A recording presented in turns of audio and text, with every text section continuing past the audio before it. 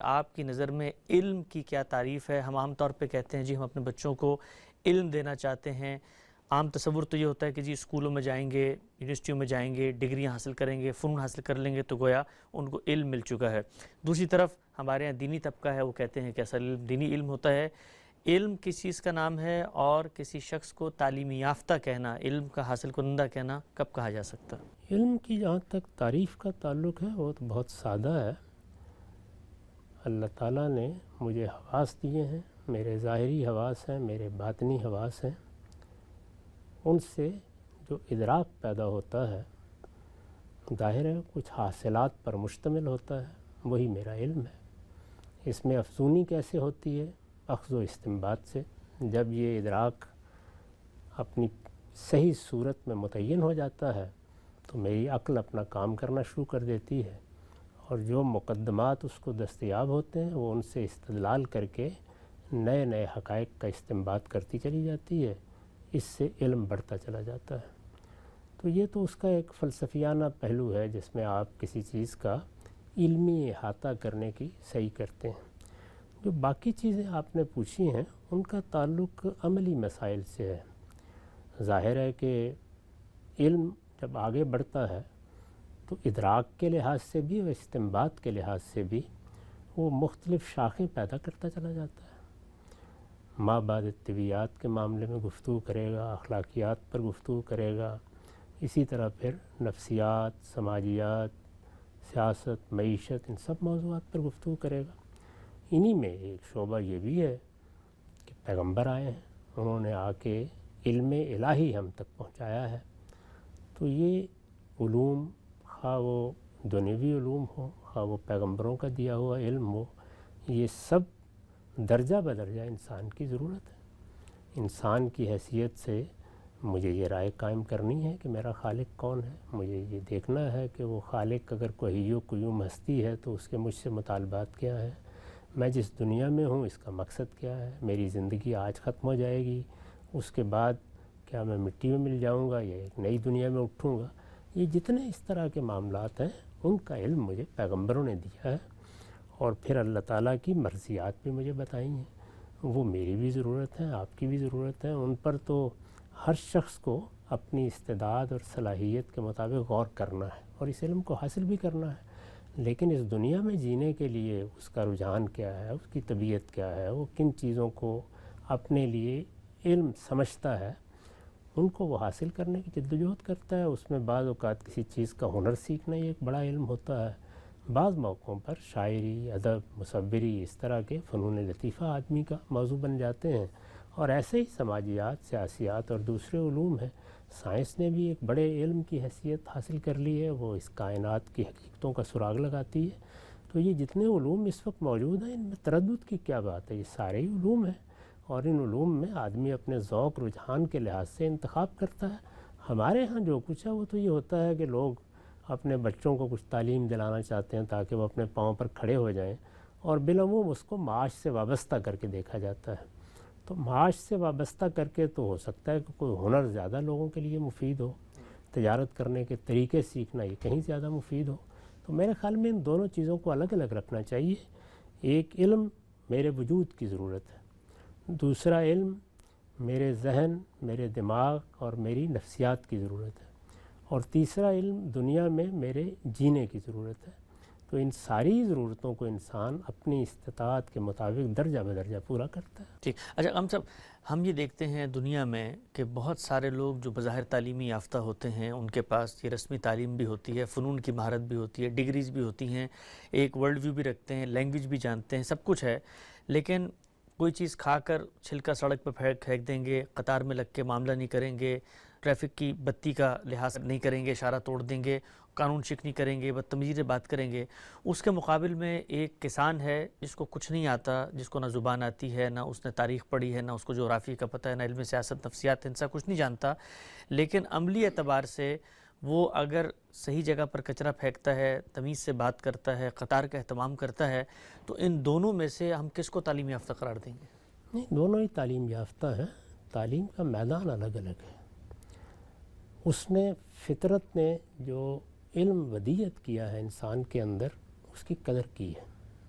استحقان کی آپ بات کر رہے ہیں، میرا حادثہ اخلاقی کسی یونیورسٹی کا تقاضا نہیں کرتا، اس کے لیے کسی کالج میں جانا بھی ضرورت نہیں ہے، اس کے لیے خاص زبانیں سیکھنا بھی ضروری نہیں ہے، وہ تو میرے پروردگار نے مجھے دے کر بھیجا ہے۔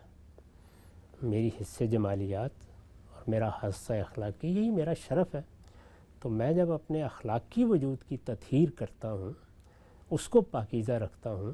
اخلاقی وجود کیا ہے؟ لوگوں سے میرے روابط، میرا رابطہ میرے پروردگار سے صحیح ہو، میرا رابطہ میرے اعزاء اقربا سے صحیح ہو، میرا رابطہ میرے پڑوسیوں سے صحیح ہو، گلی بازار میں چلنے والوں سے صحیح ہو۔ یہ جیسے ہی میں اس کو درست رکھنے کی کوشش کروں گا تو یہ کیسے ہو سکتا ہے کہ میں اس کا خیال نہ کروں کہ میں گلی میں کیا پھینک رہا ہوں، میں اس کا خیال نہ کروں کہ میں کہاں تھوک رہا ہوں، میں اس کا خیال نہ کروں کہ میں کوئی غلاظت پھیلا رہا ہوں۔ جس وقت میں اپنے گرد و پیش کی دنیا کے ساتھ اپنے روابط کا صحیح شعور رکھوں گا اور میرے پیش نظر یہ چیز ایک نصب العین کی حیثیت اختیار کر لے گی کہ مجھے اپنے اخلاقی وجود کو پاکیزہ بنانا ہے، یہ میرے مذہب کی بھی تعلیم ہے اور یہ میرے وجود کی بھی تعلیم ہے، یہ میرے لیے وجودی حقائق ہے، اس لیے کہ میرا حادثہ اخلاقی براہ راست ان چیزوں کا ادراک رکھتا ہے، تو اس کے لیے تو کسی رسمی تعلیم کی ضرورت نہیں ہے۔ یہ بدقسمتی ہے کہ ہمارے ہاں لوگ اس فطری تعلیم سے بیگانہ رہ جاتے ہیں، وہ اس کی قدر نہیں کرتے۔ یہ خدا نے اندر دی رکھی ہے۔ اب یہ ایک بالکل الگ بات ہے کہ اس کی طرف متوجہ کرنے کا کام بھی معاشرہ کرتا ہے، والدین کرتے ہیں، گرد و پیش کا ماحول کرتا ہے۔ وہ اگر متوجہ نہ کرے تو بعض موقعوں کے اوپر انسان کچھ نابینا سے ہو کے رہ جاتا ہے، ورنہ تو یہ آنکھیں کھولیں تو ان حقائق کو آپ خود دیکھ سکتے ہیں۔ تو اس لیے میرے خیال میں ان کا تقابل درست نہیں ہے۔ ہو سکتا ہے کہ کوئی آدمی کو بڑا ہنر مند ہو لیکن اس معاملے میں بہت ناشائستہ ہو، تو یہ دو بالکل الگ الگ چیزیں ہیں۔ تعلیم یافتہ کس معاملے میں ہے؟ یعنی تعلیم یافتہ جب ہم کہتے ہیں تو تعلیم یافتہ کا مطلب تہذیب یافتہ نہیں ہے، بہت اہم اس نے کوئی علم سیکھا ہے۔ تہذیب یا اپنے وجود کا تزکیہ یا اس کو پاکیزہ بنانا یہ تو میری آپ کی ہر انسان کی ضرورت ہے۔ اس لیے اس کے لیے تو دیہات میں ایک آدمی پیدا ہوا ہے، وہیں ساری زندگی گزار دی ہے، کسی یونیورسٹی کسی کالج میں نہیں گیا، تب بھی وہ ان سب چیزوں کو حاصل کر سکتا ہے۔ جی، یہ بزرگوں سے حاصل ہوتی ہیں، یہ اپنے بڑوں سے حاصل ہوتی ہیں، یہ والدین سے حاصل ہوتی ہیں، یہ معاشرے سے حاصل ہوتی ہیں، اور انسان کی فطرت میں بدیہت ہے۔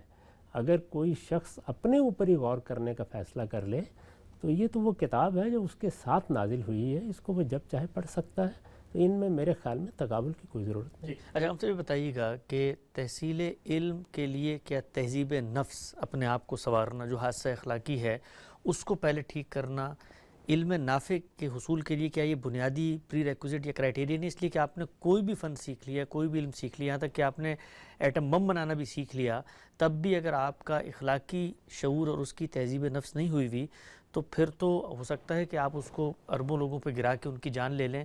تو جتنے بھی علوم ہیں دنیا بھر میں کسی بھی شعبے میں ہوں، اگر وہ اس اخلاقی معیارات کو پورا کرنے کے بعد نہ حاصل کیے جائیں یا ان کو حاصل کرتے ہوئے اس کا خیال نہ رکھا جائے تو کیا وہ کبھی علم نافع بن سکتا ہے؟ کوئی چیز بھی علم نافع نہیں بن سکتی، کوئی چیز بھی نہیں بن سکتی، اس لیے کہ تو انسانیت کی نفی ہو گئی۔ یہ جو کچھ ہے یہ تو میری انسانیت کا تقاضا ہے۔ میں انسان اسی لیے ہوں کہ میرے اندر ایک اخلاقی حس موجود ہے، اگر اس کی تہذیب نہیں ہوئی تو پھر تو کچھ بھی نہیں ہوا۔ پھر میں نے کوئی ہنر سیکھ لیا، میں نے کوئی زبان سیکھ لی ہے، کوئی کام کرنا سیکھ لیا ہے، یہ میرے نزدیک تقابل کی سرے سے چیز ہی نہیں۔ ٹھیک، تہذیب نفس ایک بالکل الگ معاملہ ہے، وہ میری ضرورت ہے، آپ کی ضرورت ہے، ہر انسان کی ضرورت ہے، لیکن بجلی ٹھیک کر لینا یہ ہر انسان کی ضرورت نہیں ہے، پنکھا ٹھیک کر لینا یہ ہر انسان کی ضرورت نہیں ہے، ایٹم بم بنا لینا یہ ہر انسان کی ضرورت نہیں ہے، اسلحے کی نئی نئی چیزیں ایجاد کر لینا اس میں اسی طرح لوگ خصوصی علم حاصل کرتے ہیں، بہت سی زبانیں سیکھ لینا، ان میں سے کوئی چیز بھی تمام انسانوں کی ضرورت نہیں ہے۔ یہ چیزیں تو دنیا میں جو آپ اپنے لیے نقشہ بناتے ہیں، مجھے کیا کرنا ہے، ظاہر ہے کمانا ہے، کھانا ہے، کوئی اپنے لیے کاروبار کا بندوبست کرنا ہے، کوئی ملازمت کرنی ہے، اس کے لیے علم سیکھنا ہے، اس کے لیے ہنر سیکھنا ہے، یہ میرے نزدیک بالکل الگ ضرورتیں ہیں، ان کو تقابل میں رکھنا ہی بنیادی طور پر غلط ہے۔ وہ میری تہذیب نفس کے تقاضے ہیں، وہ تو میرا جینا ہے، وہ میرا مرنا ہے، وہ ہر انسان کی ضرورت ہے، ان میں کوئی تفاوت ہو ہی نہیں سکتا، وہ بچے کو جاننا ہے۔ اس کے معاملے میں انتخاب کا موقع ہے، میں نے بہت سے ہنر ہیں، کبھی ان کی طرف توجہ ہی نہیں کی۔ ٹھیک، ممکن ہے کہ میرے گھر میں جو ایک آدمی آتا ہے جسے میں بلاتا ہوں، وہ میرے غسل خانے کو بہتر طریقے سے درست کر دے، میں تو اس کا علم نہیں رکھتا، جی ہاں، تو اس سے کیا کوئی کمی رہ گئی؟ نہیں، اللہ تعالیٰ نے جو تقسیم کر رکھی ہے اس کے لحاظ سے کسی نے کوئی ہنر سیکھ لیا، کسی نے کوئی علم سیکھ لیا، وہ اپنی معاش کے لیے بھی اس علم یا اس ہنر کو استعمال کرتا ہے، بالکل درست کرتا ہے۔ تو میرے خیال میں یہ دو چیزیں بالکل الگ الگ ہیں، اور ہمارا جو تعلیمی نظام ہے اس میں بھی ان دونوں کو بالکل الگ ہونا چاہیے۔ تہذیب نفس کی ضرورتیں بالکل الگ ہیں، اور دنیا میں جینے کے لیے یا کمانے کے لیے جو ہنر یا علم چاہیے ان کی ضرورتیں بالکل الگ ہیں۔